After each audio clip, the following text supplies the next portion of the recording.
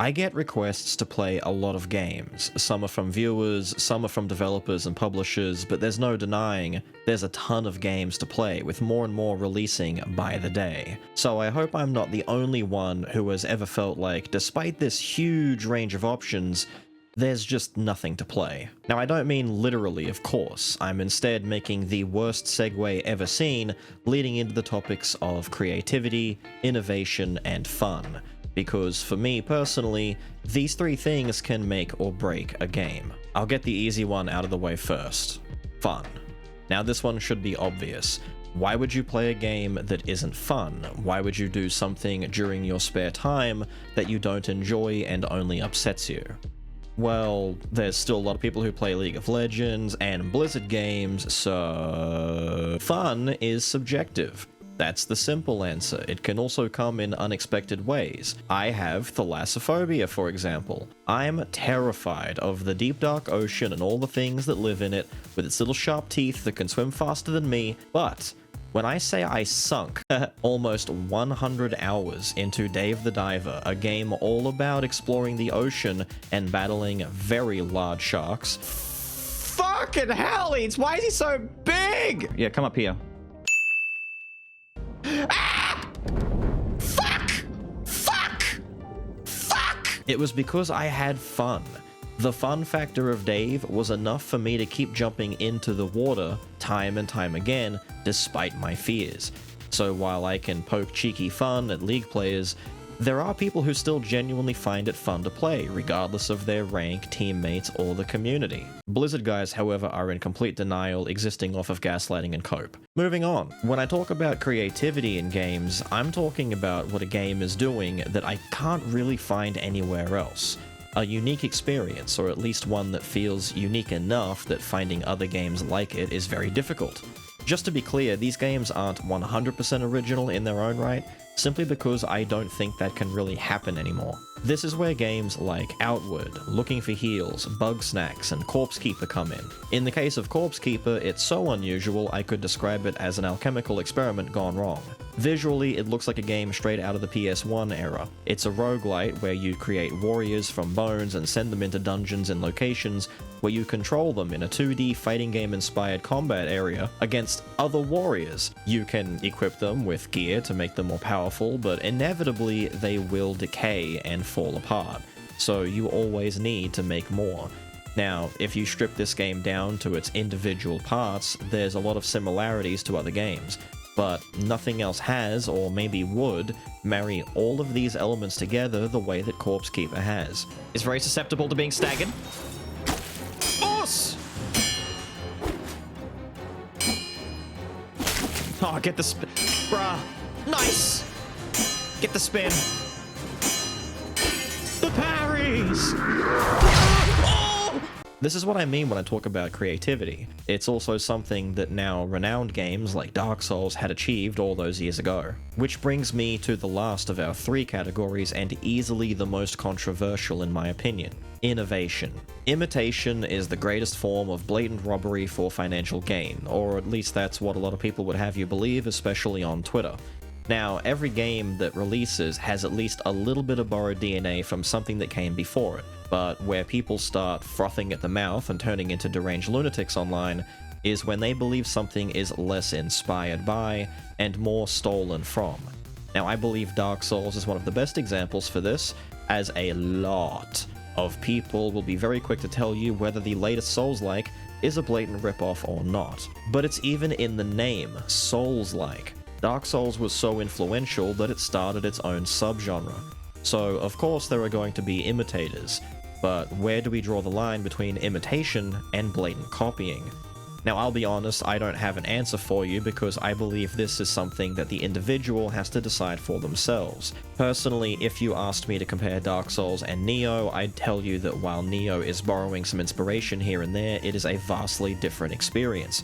Meanwhile, the more recently released Lies of P borrows far more heavily from Souls and Bloodborne, but changes just enough to be able to stand on its own two legs. This is an example of a game that's appreciated because it did the Souls thing so well. So what the hell happened with Palworld? I think everyone can agree it's taken a lot of inspiration from Pokemon, but then again, a lot of games and whole franchises have over the years. But it also blended a lot of other unique aspects as well, chief of all being the crafting and base building. That would normally be fine on its own, but giving the players the ability to have their captured pals work at the base added a much needed layer of interactivity with your tiny new slave, I mean friends, buddies, pals even. The combat itself is a great departure from the traditional Pokemon formula, adding in real-time battles where initially it's just you, a human with a sharp stick, versus these creatures, until eventually you're harnessing the power of Boom Booms.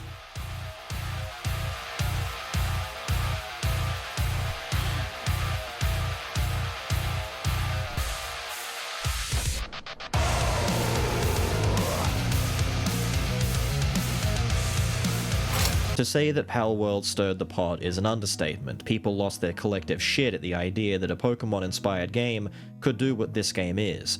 I find this strange because Pokemon clones have existed for a long time. If you believe that something as monumental as Pokemon could rise to power, and not a single other dude thought he could get in on that electric rat pie, then you need to leave your Pokeball once in a while, buddy. But clearly the reason Pal World caused waves was because of its success, right? It was practically being rubbed in Nintendo's face that a huge audience had been hungry for this experience for a long time, and if Nintendo wouldn't deliver, then someone else will. Now, I do agree there are plenty of designs that are a little close to what probably inspired them, but at the end of the day, the game is vastly different in moment-to-moment gameplay from Pokemon. So much so that titles like Temtem should have been attacked into oblivion long before Pal World came about. Also, don't do that. In this case, I would say that Pal World has innovated. It's taken elements that have existed before itself, married them together, and presented them in an appealing package. On the other hand, a certain type of game that I believe has lacked a lot of innovation are games inspired by Vampire Survivors. Whether you call them bullet heavens, bullet hells, or survivor-like, one thing is clear, there are a lot of them. Vampire Survivors came along and blew up seemingly overnight. I think of it as a similar success story to Flappy Bird. It's a simple game with simple controls and a very simple goal. But because of this simplicity, it's easy to copy. Before you know it, they're everywhere. If I head over to Steam and refine my search to the word survivors with the bullet hell tag on, I can find over 250 results. Now, that's after using the word survivors in my search criteria and the bullet hell tag.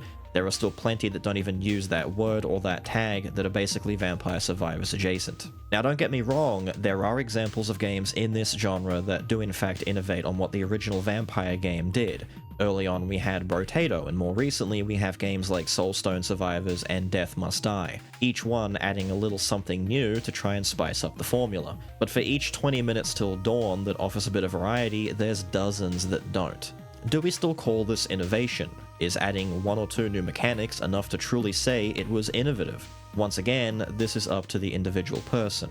There's definitely a guy out there who can't get enough of these games and wants to play them all, regardless of how similar each one may or may not be. Because to him, they're fun, and fun beats all. The very same thing happens with Metroidvanias, platformers, and even FPS and Battle Royales. But we're all well beyond calling everything a Doom clone now, right? Now, obviously, there are a lot of very good games out there. In fact, 2023 was one of the best years for gaming we've had in a while, with a ton of excellent titles released. There's also a lot of good creativity and innovation, and more importantly, fun coming from these games. I just wanted to make this video to talk about how it sometimes feels like I have to crawl through a pile of Nintendo Wii shovelware to discover the hidden gems at the bottom. But what are your thoughts? Do you think people are being too sensitive when it comes to innovation and inspiration? Do you think games need to try harder to make something unique and not copy too much from their predecessors? Or maybe you think copying a good thing just means more of a good thing. But with all of that said and done, I've got to get out of here. I hope you guys have enjoyed this little ramble about something that doesn't really matter much, and I will see you all again next time. Have a good one.